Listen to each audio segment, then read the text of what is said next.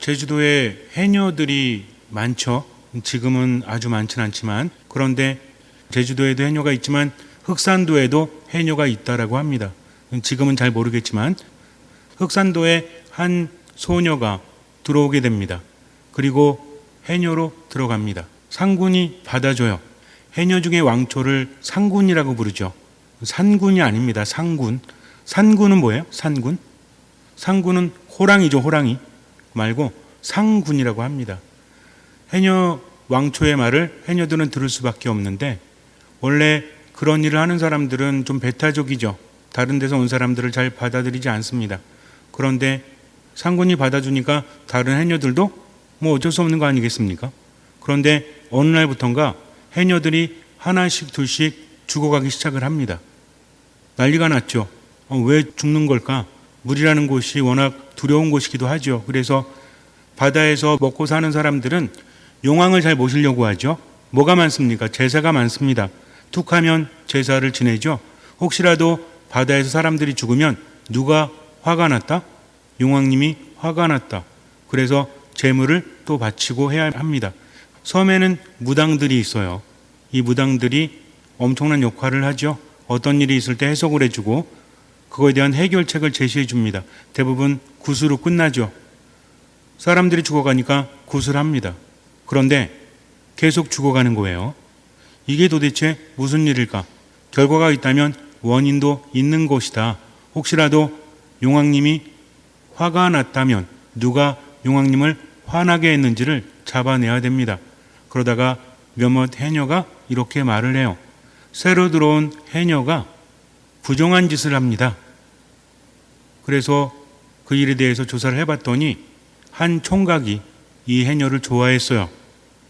그런데 이 해녀가 잘 모르잖아요. 왜냐하면 다른 데서 왔기 때문에 바다를 잘 모르죠.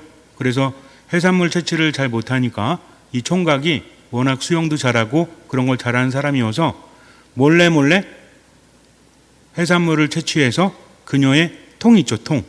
거기다 넣어주는 것이었습니다.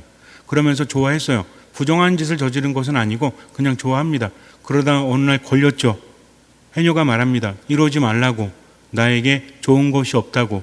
하지만 총각은 아니라고, 괜찮다고, 우리가 부정한 짓을 한 것도 아니고 나는 그저 도와줄 뿐이라고 그렇게 합니다. 근데 이것을 시기와 질투에 눈이 먼 다른 해녀들이 본 거죠. 그래서 저 둘이 부정한 짓을 저질러서 이런 일이 일어나는 거다라고 수군거리기 시작을 합니다. 상군이 막아줄 수가 없었어요.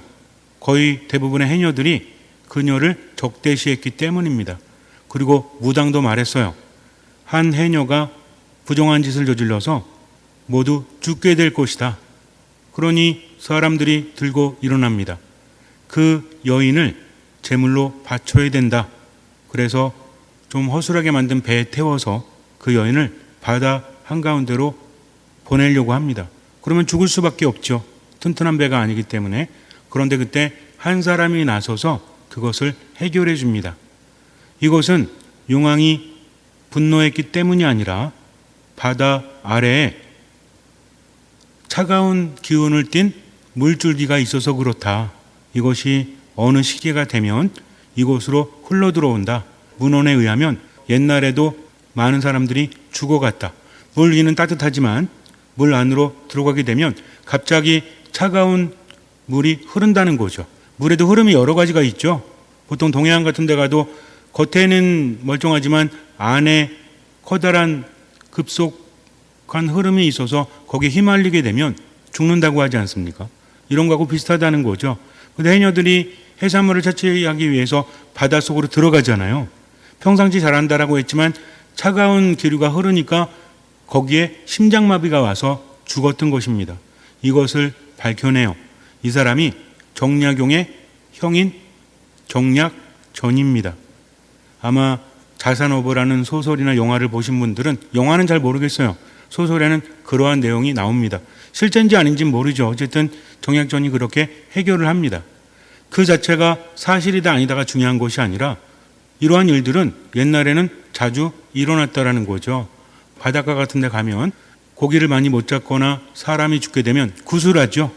그래도 안 되면 용왕님께 사람을 제물로 바치기도 했다는 말도 있지 않습니까? 바다뿐만 아니라 산도 마찬가지죠. 그래서 뱀이 많은 동네는 어떤 글자가 들어가죠? 사자가 들어가잖아요. 뱀사자, 뱀사골 뭐 이런 거 있지 않습니까? 거기 가면은 어떤 전설이 있어요? 옛날에 용이 되려다가 용이 못된 한 맺힌 이무기가 있었는데 이 이무기가 사람들을 해쳤다. 그래서 어떻게 했다? 처녀를 제물로 바쳤다. 이런 얘기도 있지 않습니까? 누가 해결을 하죠? 새로운 원님? 해결하지 않습니까? 이런 얘기가 있다는 거죠. 이런 전설 안에는 무엇이 있다는 거예요? 사람들이 공포와 두려움 속에서 그 원인을 찾고 해결하려고 했다. 그것이 때로는 어처구니 없는 일로 이어지기도 했다는 거죠. 요즘에는 그런 일이 없죠. 과학적으로 발달했기 때문에. 자, 그렇다면 여기서 문제가 뭘까요? 사람들은 공포에 시달립니다. 두려워하죠. 불안해합니다. 왜 그래요? 해결할 수 없는 일이기 때문에. 왜냐하면 바다라는 곳은 어떻습니까? 무서운 곳이잖아요. 인간이 아무리 애를 써도 어쩔 수 없는 거죠. 그렇다면 이것을 어떻게 해결할 수 있을까 했을 때 하늘의 뜻이다. 용왕이 화났다라고 무당이 이야기하고 거기에 부정한 짓을 했다라고 죄를 뒤집어 씌우긴 했지만 원인 제공자가 있었잖아요. 그 사람을 잡아서 제물로 바치면 이런 일이 일어나지 않을 것이다라는 말도 안 되는 신념이 있었다는 겁니다. 이 근저에는 불안과 공포가 자리하고 있다는 거죠. 인간은 그래요. 내가 왜 이렇게 힘들지? 왜 이렇게 괴롭지? 요즘에도 그렇습니다. 스스로 그렇게 생각을 하는 거죠. 내가 죄가 많기 때문에 이런 일을 당하는구나. 그러니까 착하게 살아야 되겠다. 라고 생각하는 사람도 있죠. 그러나 반대로 생각하는 사람들도 있어요. 내가 이렇게 힘든 것은 우리 부모가 죄를 많이 줘서 그래. 또는 내가 배우자를 잘못 만나서 그래. 죄수에 옴붙어서 그래. 이러면서 다른 사람 탓을 하기도 합니다. 그러면서 엉뚱한 판단을 하는 거죠. 요즘에도 그런 얘기 있습니다. 부모하고 이모가 고모가 아이들을 때려 죽였대요. 그래서 왜 그런고 하니 종교적으로 연관이 되어 있다고 합니다. 아이들이 마귀가 들려가지고 집안을 말아먹는다는 거죠. 그래서 그것을 지켜보면 안 된다 해서 마귀를 쫓아내려고 아이를 때리다 보니까 아이가 죽었다는 거죠. 이런 뉴스 본 적 있으십니까? 이런 일들이 있어요. 자주는 아니지만 어쩌다가 한 번씩 있습니다. 이것은 무엇입니까? 그들은 자식을 자식으로 보지 않고 자식들 때문에 안 좋은 일이 벌어진다라고 생각을 했다는 거죠. 이게 합리적입니까? 그렇지 않죠? 근데 그들은 왜 그렇게 여겼어요? 일이 안 되니까, 삶이 고통스러우니까 그것으로 원인을 돌렸던 거죠. 인간은 이렇게 때로는 합리적이지 않게 행동하고 살아가기도 합니다. 우리도 마찬가지예요. 어쩌면 심한 공포와 두려움을 야기시키는 내 삶의 경험들이 나로 하여금 제대로 살아가지 못하게 하죠. 인간이 겁이 나면, 두려운 상황이 되면 어떤 증상이 일어날까요? 일단 편하지 않겠죠. 그리고 화가 난다고 합니다. 분노가 치민다는 것은 공격적인 태세를 이루는 것인데 이것은 둘 중에 하나입니다. 하나는 도망을 가거나 하나는 회피를 하거나 둘 중에 하나라는 거죠. 그런데 너무나 심한 공포는 인간을 꼼짝 못하게 합니다. 그래서 거기서 벗어나기 위해서 말도 안 되는 허치까지도 하게 된다는 거죠. 왜 그래요? 어쩔 수 없으니까. 내가 이렇게 하면 합리적으로 해결될 거다라고 생각할 수 없는 처지에서는 말도 안 되는 이야기를 듣고 행동한다는 거죠. 요즘에도 그런 사람들이 있다고 합니다. 어떤 권위자들이 말을 하는 거죠. 특히 종교적인 지도자들, 사이비 종교라고 하는 곳에서 이야기하면 별짓까지 다 하지 않습니까? 재산 다 바치죠. 아이들도 바치죠. 이런 일도 있잖아요. 심지어는 뭐까지도 해요. 자살까지도 하지 않습니까? 요즘에는 그런 일이 별로 없지만 옛날에는 그런 일이 왕왕 있었잖아요. 무엇 때문입니까? 인간의 두려움과 공포, 불안감 때문이라는 거죠. 이런 것들은 어쩌지 못하는 상황에서 인간이 벗어나려고 하다 보니까 그렇게 되는 겁니다. 근데 벗어나지 못하면 어떻게 되죠? 완전히 망가지고 말죠. 어떤 사람이 매일매일 술을 먹습니다. 그러면서 가족들을 학대하고 때려요. 가족들은 두려운 거죠. 아버지가 남편이 두렵습니다. 그래서 이분이 상담 치료를 받는데 뭐라고 하냐면 두려움 때문이다. 공포 때문이다. 불안감 때문이래요. 가족들이 그를 무서워하는데 오히려 이 사람이 그렇게 행동하는 것은 세상에 대한 두려움 때문이라는 거죠. 자기는 능력이 없습니다. 하던 것도 다 말아먹었어요. 그래서 어떤 일을 해도 나아지지 않을 거라는 불안감과 공포가 그로 하여금 어떻게 해요? 자꾸만 도망가게 만드는 거죠. 비합리적으로 열심히 일하고 돈을 벌어야 되는데 그래야 가족들을 먹여 살릴 수 있는데 이 사람은 세상에 대한 적대감, 나는 해도 안 된다라는 불안감과 두려움이 자꾸만 도망가게 뭘 찾게 만드는 거예요? 술을 찾게 만드는 거죠. 술 먹으면 어때요? 걱정과 염려가 잠시는 사라지지 않습니까? 그때는 좀 살만하다는 거죠. 어떤 대책이 있기 때문이 아니라 도망가는 겁니다. 근데 술 먹고 그 다음날 되면 어때요? 컨디션이 좋아요, 안 좋아요? 안 좋죠. 맨날 먹으니 어때요?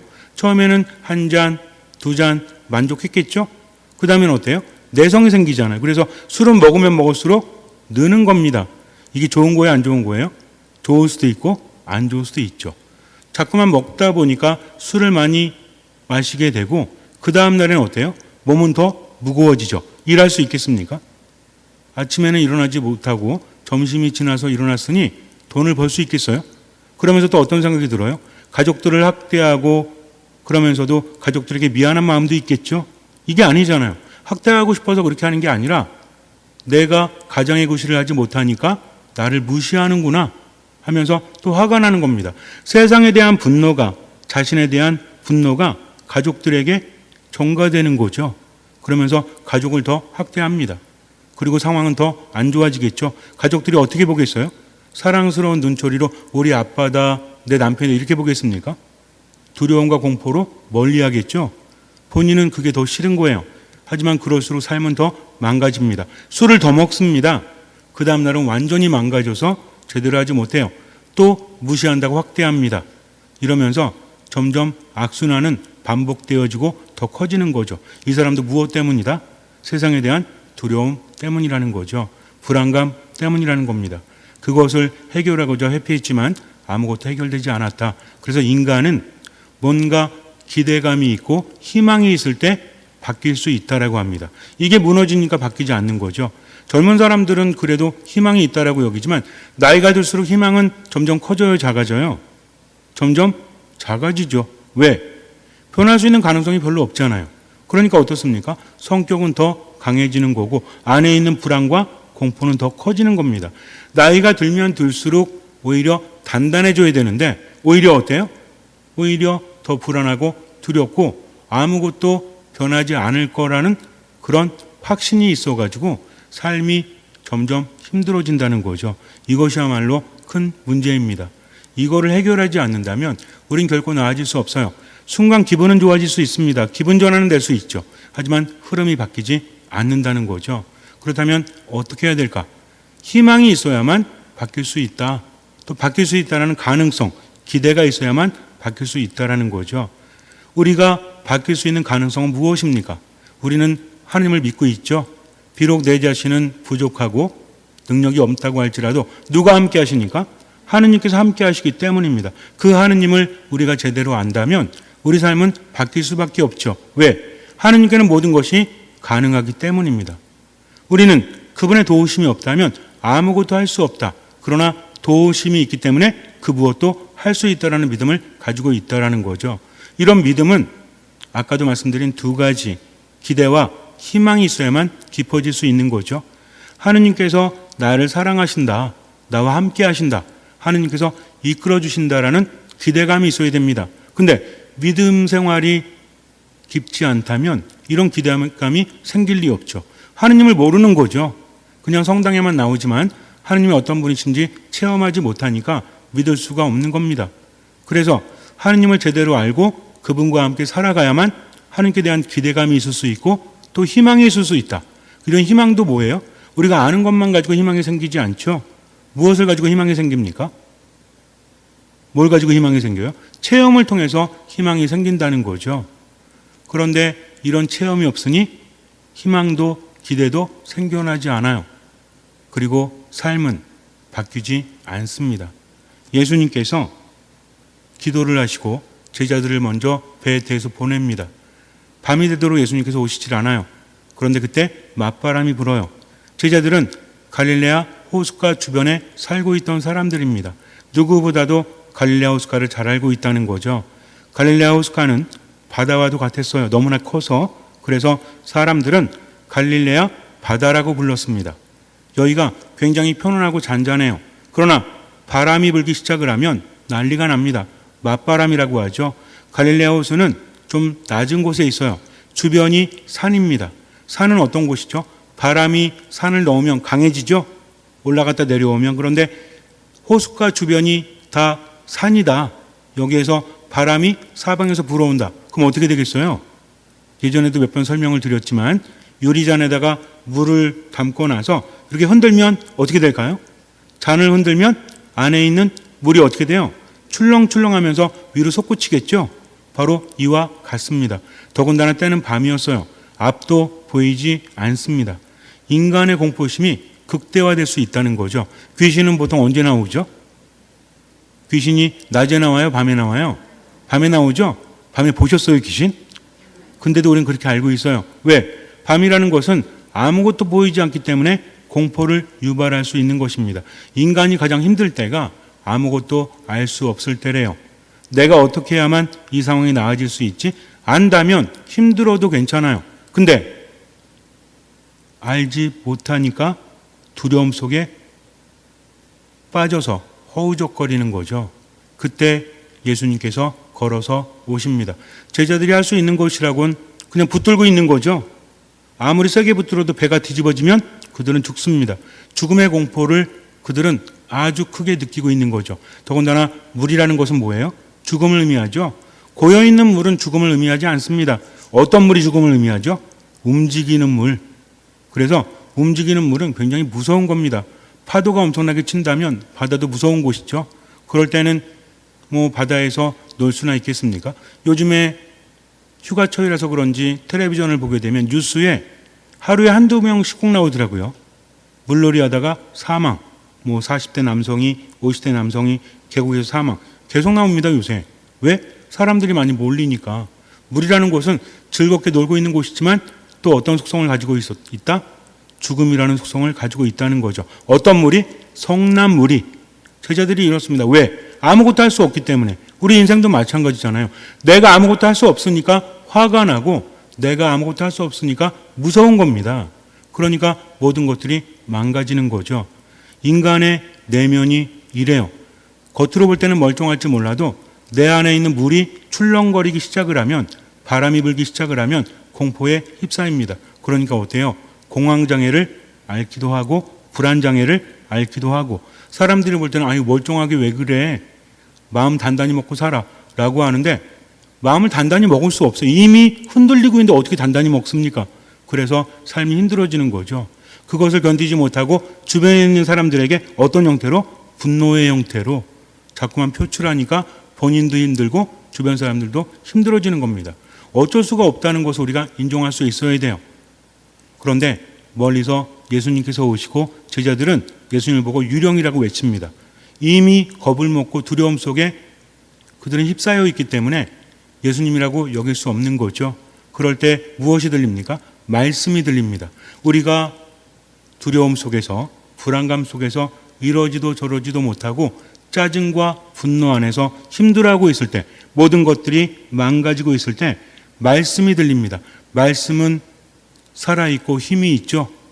뭐라는 말씀이 들려요? 용기를 내어라, 나다, 두려워하지 마라. 이 말씀 때문에 분위기가 바뀝니다.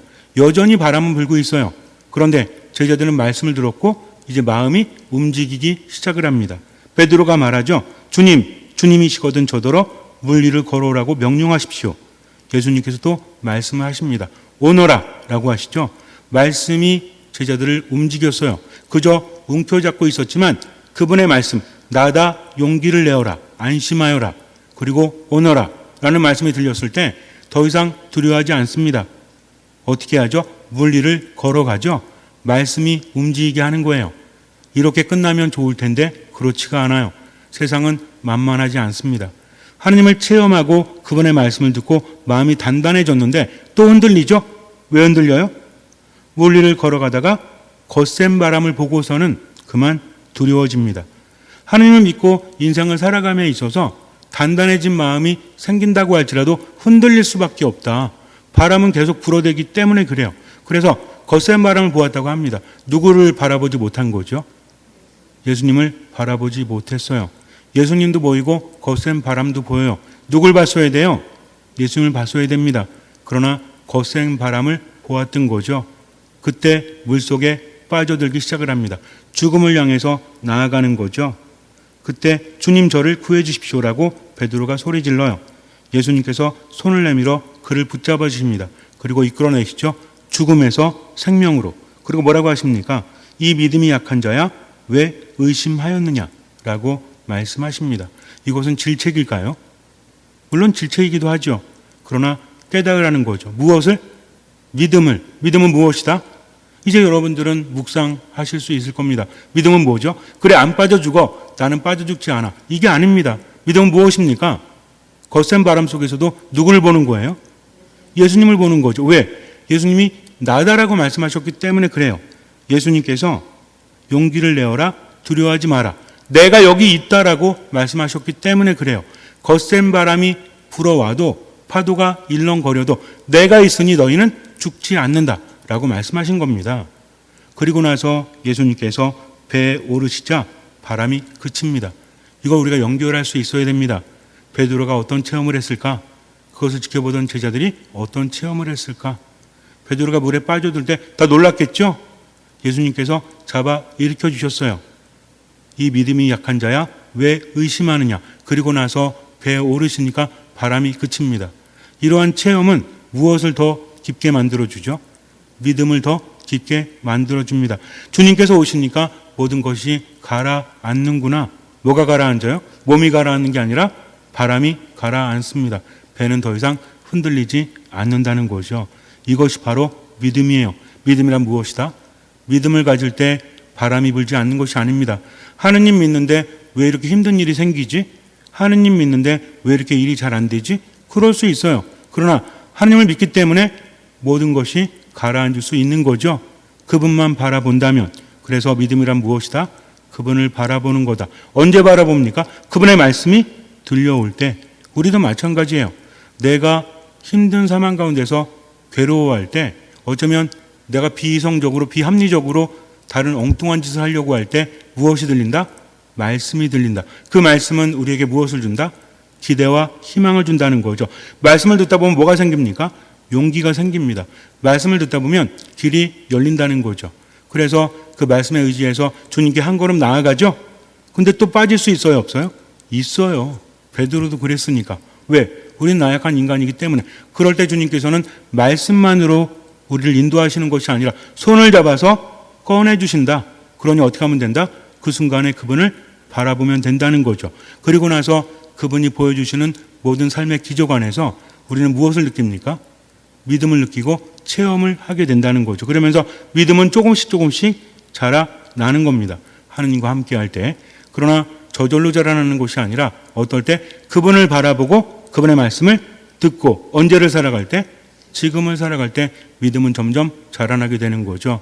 그렇게 제자들은 예수님을 체험하고 나중에는 변화되게 되죠. 이것이 바로 믿음이에요. 우리도 마찬가지입니다. 하느님 바라보고 그분의 말씀을 듣고 지금을 살아가면 때로는 거센 바람이 불고 때로는 내 삶이 흔들린다고 할지라도 그분이 내 안에 오시면 모든 것이 멈추고 평화를 찾을 수 있다는 거죠. 그것을 믿기 때문에 지금을 살아갈 수 있는 겁니다. 잠시 눈을 감으세요. 삶이라는 것은 힘들 수밖에 없죠. 괴로울 수밖에 없습니다. 그러나 중요한 것은 그럼에도 불구하고 그분의 말씀을 들어야 한다는 거죠. 분명히 주님께서는 말씀하십니다. 나다, 안심하여라, 두려워하지 마라. 그 말씀을 듣고 지금을 살아가십시오. 살다가 넘어질 수 있어요. 그럴 때 그분은 손을 잡아 일으켜 주십니다. 어쨌든 최선을 다하십시오. 주님께 맡기고 아무것도 하지 않는 게 아니에요. 최선을 다하다가 넘어질 때, 물속에 빠져들 때 그분께서는 손수 잡아서 일으켜 주십니다. 그렇다면 또 그분의 말씀을 듣고 그분을 바라보고 지금을 살아가십시오. 듣는 마음으로. 주님께서는 그 믿음을 보시고 우리 삶에 놀라운 기적을 일으켜 주실 것입니다. 아멘.